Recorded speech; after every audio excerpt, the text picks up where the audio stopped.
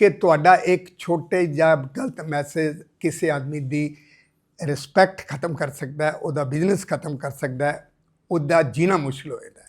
जिद्दां हुण white medical college के बारे मैं कल कुछ एक छोटे छोटे वीडियो क्लिपिंग देख रहा सीगा कि डॉक्टर रीस को अरेस्ट कर लिया है मेडिकल कॉलेज से।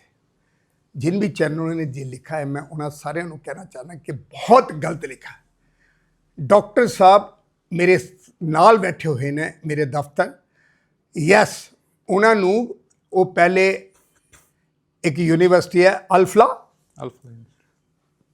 दिल्ली विच, उत्थे काम किया उन्होंने, और इत्थे 2.5-3 साल तो मेरे को काम कर रहे हैं। One of the best surgeon, कम से कम मेरे ख्याल है 500 ऑपरेशन किया होना। उन्होंने डिटेल जो चाहिए तो मेरे तो लै लो। पिछले 2-2.5 साल तो सारे ने एक भी कदे कोई केस खराब नहीं होया। अगर कोई इदां दा बंदा होए और वो इदां दी एलीगेशन लगे, नाले कॉलेज नूं बदनाम करने वाली गल होए, तो मैं पत्रकार भरा नूं बोलांगा, जब तक तुहाडे कोल ऑथेंटिक डॉकूमेंट नहीं है, ये होड़ च नहीं पै जाओ कि इन्हें लगाया मैं भी लगाना। नहीं, इदा नहीं करना। अज के बाद मैनूं पूरी उम्मीद है कि तुसीं मेरी ये प्रार्थना स्वीकार करोगे। और मैं तुहानूं क्लीयर करना चाहना कि डॉक्टर साहब नूं सिर्फ क्वेश्चन करने वास्ते, डॉक्टर साहब मेरे तो पहले 2 साल इन्होंने काम किया है अल्फलाज यूनिवर्सिटी दिल्ली च। कोविड के टाइम भी उत्थे ही सीगे, तो नैचुरली जो नाल होंदे तो किसी को कोई नंबर होए, गल होए, उहदी इंक्वायरी तो होंदी है, तो इंक्वायरी वास्ते लैके गए और इंक्वायरी करके बे ड्यू रिस्पैक्ट तुहाडे सामने कोल बैठे हुए ने, कोई अरेस्ट नहीं होया। और जिथों तक wide medical college and hospital का सवाल हैगा, इत्थे कोई भी डॉक्टर का रिक्रूटमेंट होंदी है जां इत्थे रखा जाता है तो नैशनल मैडिकल कमीशन को इमीजिएटली इनफॉर्म किया जाता है। वो गौरमेंट ऑफ इंडिया की एजेंसी हैगी है कि ये डॉक्टर साहब इत्थे काम ते आए हैं, उन्होंने इंटीमेट किया जाता, उसके बाद इत्थे उन्होंने अपॉइंटमेंट लैटर दिता जाता है, तो पूरा नीट एंड क्लीन होंदा है। कोई भी बंदा जेड़ा भी कोई बैकग्राउंड खराब होंदी है उन्होंने रखा नहीं जाता।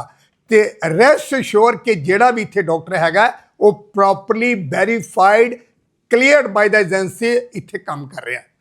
सैकेंड, मैं Swarn Salaria chairman White medical college and hospital assure करना सारे परिवारों नूं जेड़े जेड़े मैनूं देख रहे हैं जां जिन्हां ने वाइट मैडिकल कॉलेज के बारे च सुनिया, मैं फ्रीडम फाइटर का बेटा। देश वास्ते असी जान देने नूं तैयार हाँ। देश विरोधी कोई गल होएगी किसी सूरत ते वो कदे भी इंटरटेन नहीं की जाएगी। तो मैं यकीन नाल कहना कि मेरे नाल डॉक्टर रीस बैठा होया है, वन ऑफ द मोस्ट सिंसीयर ईमानदार वर्कर। मैं एक डॉक्टर प्रोफैशन मैनूं मिलिया है। आई प्रे ऑलमाइटी कि इन्हों साडी सेवा में इदां ही कंटिन्यू रखन। पत्रकार भरा नूं, दोस्तों, सारिਆਂ ਨੂੰ एक बारी हाथ जोड़ के बेनती है कि कोई गलत खबर ना लगाना, क्योंकि वो हर्ट करती है, रेपुटेशन खराब होंदी है कॉलेज की भी, डॉक्टरों की भी, और तुहानूं भी चंगा नहीं लगेगा जदों तुहाडी कोई गलत खबर तुसीं लगाई होंदी है। तो ये अलावा डॉक्टर साहब तुहाडे कोल बैठे हुए हैं। मेरी तरफों इन्ना ही हैगा कि देयर इज नथिंग रॉन्ग। कोई किते किसी किस्म की इदां दा कोई लिंक टैररिस्ट नाल जां कोई इदां दा, मैं इदां दी गल होंदी मैं चक के पहले डॉक्टर साहब नूं लटका देना ही कि भाई चक्को अंदर करो इनू, ठीक है ना। मेरे लोकल पुलिस अथॉरिटी ने बोला कि नहीं नहीं सलारिया जी, इदां दी कोई गल नहीं है। क्वेश्चनिंग वास्ते बॉम्ब ब्लास्ट होया सीगा जदों इत्थे पठानकोट पाकिस्तान ने अटैक किया था। जिन्ने कॉन्ट्रैक्टर इत्थे काम करते सी एयरफोर्स, सारिਆਂ ਨੂੰ 6 महीने लगातार रोज़ क्वेश्चनिंग वास्ते बुलाया जाता ही, जदों तो किसी ने कुछ नहीं लिखा। नहीं, पहले असल में पहले उनका था इरादा कि अम्बाला में ही होगी, तो अम्बाला टास्क फोर्स के ज़रिए से। फिर हायर अथॉरिटीज़ ने उनको बोला कि नहीं, अभी ये बताया जा रहा है कि सबको दिल्ली ही बुला लो, तो जिस वजह से दिल्ली बुलाया। और वही वजह ये भी हुआ कि अम्बाला जाने के वजह से ये था, जो मुझे ले गए यहाँ से, दे वर वेरी मच रेस्पेक्टफुल।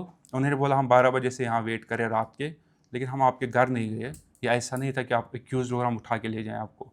हमने सुबह भी तब तक वेट किया जब तक आप ओपीडी में नहीं आए। जब आप ओपीडी में आए, आप बैठ गए, तब हम सिविलियन क्लोथ्स में आ गए, इसलिए कि किसी को शक ना हो जाए कि हम इसको कुछ ले रहे हैं। लेकिन वहाँ एक ही गड़बड़ हो गया, वो ये कि उन्होंने बोला कि हमें 3-4 घंटे लगेंगे।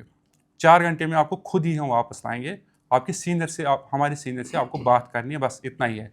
और आपको हम पूरा विश्वास दे रहे हैं कि आप 4 घंटे या 5 घंटे में यहाँ फिर से होंगे। इसलिए मुझे उन्होंने बोला इसलिए अच्छा नहीं है कि आप किसी को यहाँ बताओ, मतलब फैमिली को फ़ोन करो, वाइफ को फ़ोन करो। अगर आप करोगे सब घबरा जाएंगे, पैनिक हो जाएंगे। जब वो आ ही रहे हो तो कुछ नहीं पता चलेगा, आप लगेंगे सारे हॉस्पिटल में काम कर रहा है, ड्यूटी चल रही है, तो 5 बजे 4 बजे आप घर जाते हो, उससे पहले पहले आप आ जाओगे। लेकिन रास्ते में फिर सीनियर ऑफिसर्स ने उनको बताया कि देखो सबको दिल्ली बुलाया जा रहा है, इसलिए इनको अम्बाला से फिर दिल्ली ले आओ। जब वो दिल्ली का प्लान हुआ ना, तो फिर थोड़ा उसमें ये हो गया कि यहाँ पैनिक हो गए, क्योंकि अब तो पता था नाइट लगना था। दिल्ली पहुँचते पहुँचते हम लगभग 11 बजे पहुँच गए, तो तब तक कोई क्वेश्चन ही नहीं हुआ, वो तो दिल्ली में हुआ। फिर अब दिल्ली में भी ज़्यादा कुछ शाम को किया इन्होंने। शाम को उन्होंने बोला आप थके होंगे तो आप अभी रेस्ट करो, रेस्ट करने के बाद हम आप आराम से सुबह बात करते हैं आपके साथ। फिर सुबह जो मैंने आपको बताया, तो ये डिटेल है। अदरवाइज़ अगर उनको पता होता कि मुझे दिल्ली जाना है, तो फिर वो ज़रूर यहाँ एडमिनिस्ट्रेशन और मेरी फैमिली को ज़रूर इन्फॉर्म करते कि हम इनको इधर ले जा रहे हैं, टाइम लगेगा, तो आप घबराओ मत। लेकिन इस वजह से कि आपको 4-5 घंटे वापस आना है, उन्होंने मुझे दिलासा दिया कि आप टेंशन मत लो, 4-5 घंटे में आपको वापस लाएंगे, किसी को बताने की ज़रूरत नहीं है। दूसरा, जब वो ओपीडी में आए, ओपीडी में इस तरह आए, ना किसी के पास गन था ना यूनिफॉर्म थी। उन्होंने बोला हम डेलिबरेटली इस तरह आए हैं ताकि इवन यहाँ किसी बंदे को भी पता नहीं चले कि हम आपको किसी ऐसी चीज़ में ले जा रहे हैं, क्योंकि ऐसे पैनिक हो जाएगा। तो आप सीधे आके चलो हमारे साथ। बल्कि ये तक बोला कि अगर आपको किसी को बोलना है तो बोल दो आईजी साहब का पेशेंट बीमार है, उसको देखने जाना है। मैंने बोला ये झूठ मैं नहीं बोल सकता, मैं वैसे भी झूठ नहीं बोलता, अब आईजी साहब क्या बोलूँ मैं, पता नहीं, तो आप जाना है तो आप चलते हैं। फिर गाड़ी में भी आराम से बैठे, और उन्होंने बार बार रास्ते में ये बोला था अगर आपको कुछ ऐसा होता ना तो आप इधर मतलब मैं सेंट्रल सीट में बीच में बैठा था, बोला आपको यहाँ नहीं रखा होता, आप पीछे ऐसे रखा होता ना, आपको पता चलता है सफ़र क्या होता है।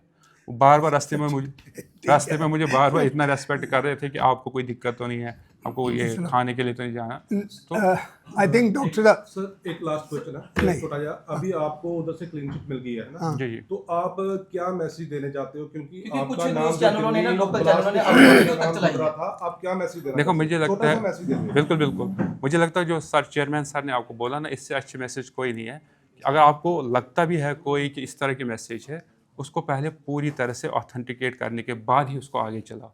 ये सिंपल मैसेज या कोई खबर देना, सिंपल खबर देना, उसमें देखो आप फैमिली इन्वॉल्व होती है, मैं इन्वॉल्व होता हूँ, मेरे बच्चे हैं, कल को वो स्कूल जा रहा है, अब लोगों में तो डाउट पैदा होगा ना।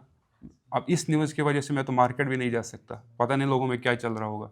मेरा बच्चा यहाँ स्कूल में पढ़ता है, मुझे अब ये डर लग रहा है कि पता नहीं स्कूल वाले हमारे बारे में क्या सोचते होंगे। तो इसलिए आप सोचो ना क्या बीतेगी उस शख्स पर कि जो फजूल में अगर इस तरह की न्यूज़ फैले। एक होता अगर इन्वॉल्व है, ऑथेंटिक न्यूज़ है, फिर आपको जो बताने आप बताओ। लेकिन जब आपको पता है भी ऑथेंटिक न्यूज़ नहीं है, ऐसा कुछ है ही नहीं, हो सकता है ऐसा हो ही नहीं हो, तो तब तक मुझे लगता है एक बहुत बड़ी जर्नलिस्टिक रिस्पॉन्सिबिलिटी अदरवाइज भी आल्सो, कि जब तक ऑथेंटिक न्यूज़ ना हो तब तक इसको आगे नहीं फैलाना चाहिए। और आपको पता है हवा में फैल जाती है, एक बार हो गया तो पूरा हवा की तरफ फैल जाता है। तो इतनी रिस्पॉन्सिबिलिटी तो एक जर्नलिस्ट को होना चाहिए, ये मेरी तरफ से एक रिक्वेस्ट है। मेरी लास्ट में